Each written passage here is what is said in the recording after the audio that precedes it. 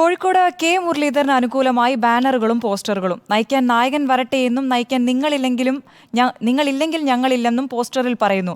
അന്ന് വടകരയിൽ, പിന്നെ നേമത്ത്, ഇന്ന് തൃശൂരിൽ. അഭിമാനത്തിനായി നിലകൊണ്ടതിന്റെ പേരിലാണ് പോർക്കളത്തിൽ ഇന്ന് വെട്ടേറ്റ് വീണതെന്നും KM നിങ്ങൾ മതേതര കേരളത്തിന്റെ ഹൃദയമാണെന്നും പോസ്റ്ററിൽ പറയുന്നു. വിവരങ്ങളുമായി AK അഭിലാഷ് ഉണ്ട് കോഴിക്കോട് നിന്ന്. അഭിലാഷ്, കഴിഞ്ഞ ദിവസങ്ങളിൽ തൃശൂരിൽ പോസ്റ്റർ പ്രത്യക്ഷപ്പെട്ടിരുന്നു.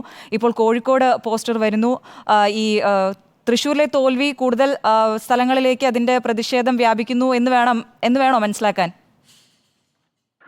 അതുല്യ, തൃശ്ശൂരിൽ അതിദയനീയമായി തോൽക്കുകയും അതോടൊപ്പം തന്നെ മൂന്നാം സ്ഥാനത്തേക്കും കെ മുരളീധരൻ പിന്തള്ളപ്പെട്ടിരുന്നു. അതിന് പിന്നാലെയാണ് കെ മുരളീധരൻ പൊതുരംഗത്ത് നിന്ന് മാറി നിൽക്കുമെന്ന് പ്രഖ്യാപിക്കുകയും KPCC പ്രസിഡന്റ് പദമടക്കം ഏറ്റെടുക്കാൻ തയ്യാറല്ല എന്നുള്ള കാര്യം കൂടി വ്യക്തമാക്കുകയും ചെയ്തിരുന്നു. അതിന് പിന്നാലെ തന്നെ തൃശ്ശൂരിൽ രണ്ട് വിഭാഗങ്ങൾ തമ്മിൽ ഏറ്റുമുട്ടുന്ന ഒരു സാഹചര്യം കൂടി ഉണ്ടായിരുന്നു.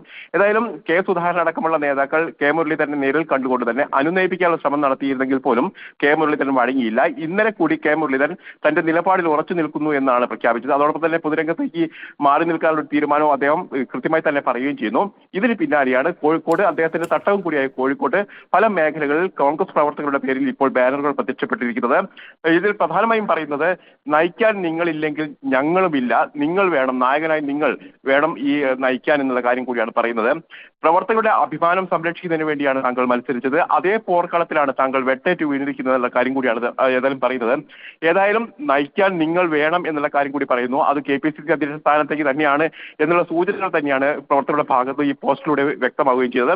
ഏതായാലും കെ മുരളീധരൻ ഇപ്പോഴും ശക്തമായി തന്നെ നിലകൊള്ളുകയാണ്. അദ്ദേഹം പൊതുരംഗത്തേക്ക് ഇല്ല എന്നുള്ള കാര്യം കൂടിയാണ് അദ്ദേഹം പറയുന്നത്. അതോടൊപ്പം തന്നെ വരുന്ന തദ്ദേശ തെരഞ്ഞെടുപ്പിൽ പ്രവർത്തകർക്കൊപ്പം ഉണ്ടാവുമെന്നുള്ള ഒരു കാര്യം കൂടി അദ്ദേഹം നൽകുകയും ചെയ്തിട്ടുണ്ട്.